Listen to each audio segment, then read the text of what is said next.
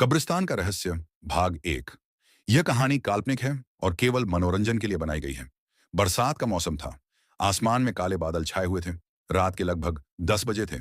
गांव के किनारे स्थित पुराने कब्रिस्तान के पास कोई भी जाने की हिम्मत नहीं करता था। लोगों का कहना था कि वहां आधी रात के बाद अजीब आवाजें सुनाई देती हैं। कुछ लोगों ने वहां सफेद साया देखने का दावा भी किया था। गांव में रहने वाले 6 दोस्त, प्रबल, अर्जुन, रोहन, विवेक, समीर और करण, इन कहानियों पर विश्वास नहीं करते थे।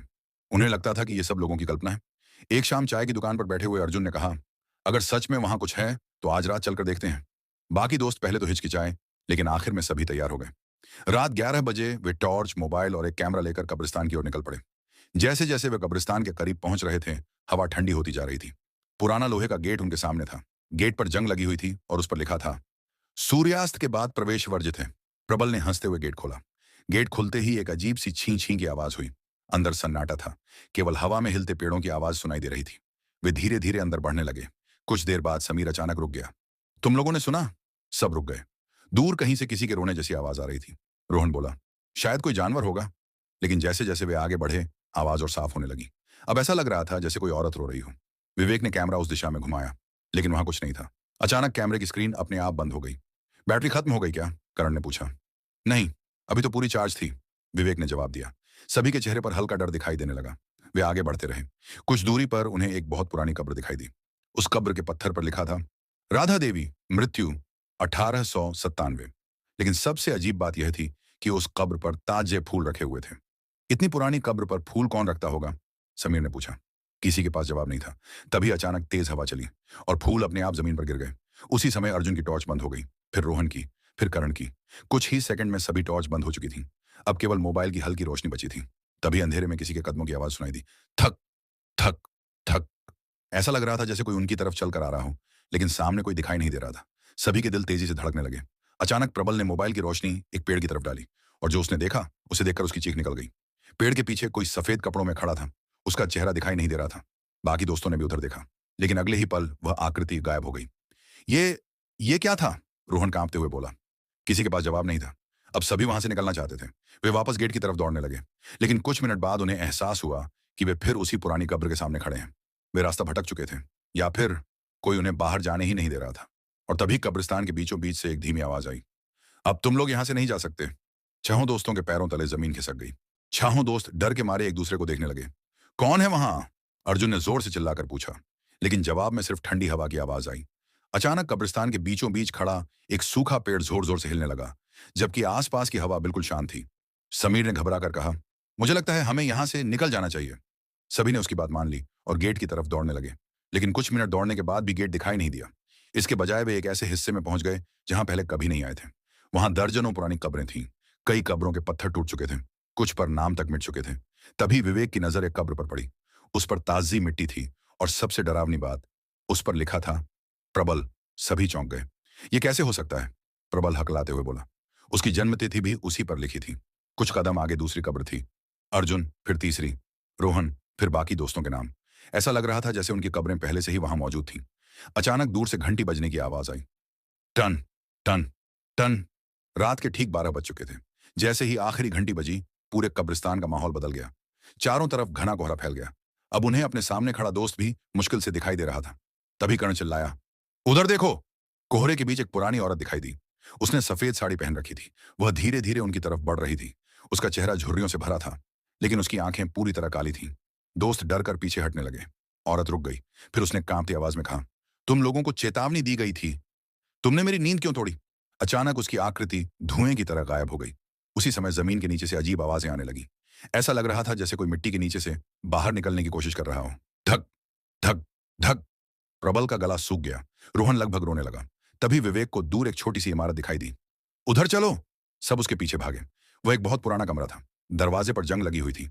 काफी कोशिश के बाद दरवाजा खुल गया। अंदर धूल और मकड़ी के जाले भरे हुए थे। कमरे के बीचों बीच एक लकड़ी की मेज रखी थी। मेज पर एक पुरानी डायरी पड़ी थी। अर्जुन ने डायरी खोली। पहले कुछ पन्ने खाली थे, लेकिन बीच में एक पन्ने पर लिखा था, जो भी यह पढ़ रहा है वह खतरे में है। सभी के चेहरों का रंग उड़ गया। नीचे आगे लिखा था, साल 1897 में इस कब्रिस्तान के पास रहने वाली राधा देवी अचानक गायब हो गई थी। कुछ दिनों बाद उनका शव यहीं मिला। तब से जो भी आधी रात के बाद यहां आया, वह रहस्यमय तरीके से लापता हो गया। डायरी के आखिरी पन्ने पर एक और बात लिखी थी, बचने का एक ही रास्ता है, लेकिन उससे आगे का हिस्सा फटा हुआ था। अब उन्हें नहीं पता था कि बाहर निकलने का तरीका क्या था। तभी कमरे का दरवाजा अपने आप बंद हो गया। धड़ाम। और कमरे के अंधेरे कोने से किसी के हंसने की आवाज आई। हाँ, हाँ, हाँ। छहों दोस्तों ने धीरे धीरे उस तरफ देखा और वहां जो खड़ा था उसे देखकर उनके होश उड़ गए। कमरे के अंधेरे कोने में खड़ी आकृति धीरे धीरे सामने आने लगी। छहों दोस्त डर के मारे पीछे हट गए। मोबाइल की हल्की रोशनी में उन्होंने देखा कि वह एक बूढ़ा आदमी था। उसके लंबे सफेद बाल थे और हाथ में एक पुरानी लालटेन थी। लेकिन सबसे अजीब बात यह थी कि उसकी आंखें बिल्कुल सफेद थीं। कुछ पल तक वह चुपचाप उन्हें देखता रहा। फिर धीमी आवाज में बोला, अगर जिंदा रहना चाहते हो तो मेरी बात ध्यान से सुनो। अर्जुन ने हिम्मत करके पूछा, आप कौन हैं? बूढ़े आदमी ने गहरी सांस ली। मैं इस कब्रिस्तान का आखिरी रखवाला हूं। सभी एक दूसरे को देखने लगे। बूढ़े ने कहा, सालों पहले मैंने भी तुम्हारी तरह इस जगह के रहस्य को जानने की कोशिश की थी, लेकिन जो मैंने देखा उसने मेरी पूरी जिंदगी बदल दी। कमरे में सन्नाटा छा गया। बाहर हवा की आवाज और तेज हो रही थी। बूढ़ा आदमी आगे बोला, राधा देवी की कहानी लोगों को जितनी पता है, सच्चाई उससे कहीं ज्यादा डरावनी है। उसने मेज पर रखी डायरी उठाई। राधा देवी की मृत्यु सामान्य नहीं थी। उनकी मौत के बाद इस जगह पर अजीब घटनाएं शुरू हो गईं। जो भी आधी रात के बाद यहां आता, उसे ऐसी चीजें दिखाई देती जो असली नहीं होती। मतलब? विवेक ने पूछा। मतलब यह है कि यह कब्रिस्तान लोगों के डर से खेलता है। अचानक कमरे की खिड़की जोर से खुल गई। ठंडी हवा अंदर आई और उसी हवा के साथ एक फुसफुसाहट सुनाई दी। वे यहां हैं। बूढ़े आदमी का चेहरा बदल गया। समय बहुत कम है। उसने लालटेन उठाई और कहा, मेरे पीछे आओ। सभी दोस्त उसके पीछे पीछे कमरे से बाहर निकल गए। कोहरा पहले से भी घना हो चुका था। कुछ कदम चलने के बाद वे कब्रिस्तान के उस हिस्से में पहुंचे जहां कोई कब्र नहीं थी। वहां केवल एक पुराना पत्थर का चबूतरा बना हुआ था। बूढ़े ने लालटेन उसकी ओर की। पत्थर पर कुछ शब्द खुदे हुए थे। डर को स्वीकार करो, तभी रास्ता मिलेगा, करण ने कहा। इसका क्या मतलब है? बूढ़ा जवाब देने ही वाला था कि अचानक प्रबल चीख पड़ा। वो देखो! दूर कोहरे में कई परछाइयां दिखाई दे रही थीं। 1, 2, 5, 10, फिर दर्जनों। वे सभी धीरे धीरे उनकी तरफ बढ़ रही थीं। अब किसी का चेहरा दिखाई नहीं दे रहा था, सिर्फ काली आकृतियां। बूढ़े ने घबरा कर कहा, भागो! सभी दौड़ पड़े। पीछे से कदमों की आवाजें लगातार करीब आती जा रही थीं। रोहन पीछे मुड़ा, लेकिन उसे कुछ भी साफ नहीं दिखा। अचानक उसका पैर किसी पत्थर से टकराया और वह जमीन पर गिर पड़ा। रोहन! समीर चिल्लाया। बाकी दोस्त उसकी मदद के लिए लौटे, लेकिन तभी कोहरे में से एक काली आकृति उसके बिल्कुल पास आ गई। कुछ सेकंड के लिए सबकी सांसें रुक गईं। फिर वह आकृति अचानक धुएं की तरह गायब हो गई। बूढ़े आदमी ने कहा, यह तुम्हें डराना चाहती है। अगर तुम डर के आगे हार गए तो तुम हमेशा के लिए यहीं फंस जाओगे। सभी ने हिम्मत जुटाई और आगे बढ़ते रहे।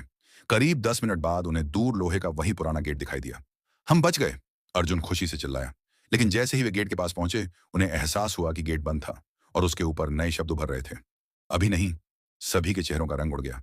तभी पीछे से वही औरत की आवाज गूंजी, कहानी अभी खत्म नहीं हुई। कोहरा फिर से फैलने लगा और इस बार उसमें सिर्फ एक नहीं, बल्कि सैकड़ों परछाइयां दिखाई दे रही थीं। कोहरे में सैकड़ों परछाइयां दिखाई दे रही थीं। प्रबल, अर्जुन, रोहन, विवेक, समीर और कर्ण गेट के सामने खड़े थे। उनके चेहरे पर डर साफ दिखाई दे रहा था। गेट के ऊपर चमकते शब्द धीरे धीरे गायब हो गए। फिर अचानक पूरा कब्रिस्तान कांपने लगा। जमीन हिल रही थी। पुरानी कब्रों के पत्थर टूटकर गिरने लगे। ये क्या हो रहा है? कर्ण चिल्लाया। बूढ़े रखवाले ने लालटेन को कसकर पकड़ा। वह जाग चुकी है। कौन? अर्जुन ने पूछा। बूढ़े ने जवाब नहीं दिया। उसी समय दूर कब्रिस्तान के बीचों बीच एक नीली रोशनी दिखाई दी। रोशनी धीरे धीरे आसमान की ओर उठ रही थी। सभी की नजर उसी पर टिक गई। फिर रोशनी के बीच एक महिला की आकृति दिखाई दी। सफेद साड़ी, लंबे बाल और बिल्कुल शांत चेहरा। राधा देवी! बूढ़ा फुसफुसाया। हवा अचानक बर्फ जैसी ठंडी हो गई। आकृति धीरे धीरे उनकी ओर बढ़ने लगी, लेकिन इस बार उसके चेहरे पर गुस्सा नहीं था। वह दुखी लग रही थी, जैसे उसे किसी बात का इंतजार हो। अचानक विवेक को कुछ याद आया। डायरी! उसने जेब से डायरी निकाली। उसके फटे हुए आखिरी पन्ने के पीछे कुछ शब्द उभर आए थे। मोबाइल की रोशनी में उसने पढ़ा, सच्चाई सामने लाओ, तभी मुक्ति मिलेगी। सच्चाई? समीर बोला। बूढ़े आदमी की आंखें फैल गईं। अब समझा? वह जल्दी से बोला। राधा देवी की आत्मा बदला नहीं चाहती। वह चाहती है कि उसकी कहानी दुनिया को पता चले। लेकिन सच्चाई क्या है? प्रबल ने पूछा।